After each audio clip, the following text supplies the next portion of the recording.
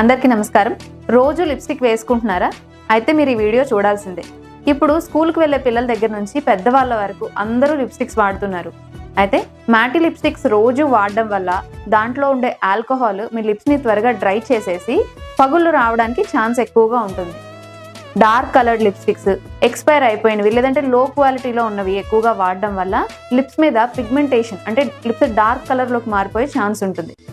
అలాగే దీనిలో lead, cadmium వంటి హెవీ మెటల్స్ ఉంటాయి. ఇవి తక్కువ మోతాదులోనే ఉన్నప్పటికీ రోజు ఈ లిప్స్టిక్స్ వేసుకోవడం వల్ల ఇవి మీ బాడీలో డిపాజిట్ అయిపోయే అవకాశం ఉంటుంది. చిన్నపిల్లల్లో అయితే దీనివల్ల బ్రెయిన్ డెవలప్మెంట్ కూడా తగ్గిపోవచ్చు. అండ్ ఈ లిప్స్టిక్స్లో ప్రిజర్వేటివ్స్గా వాడేవి పారాబెన్స్. ఈ పారాబెన్స్ ఎండోక్రైన్ డిస్రప్టర్స్గా పనిచేసి హార్మోనల్ ఇంబ్యాలెన్స్కి దారితీస్తాయి.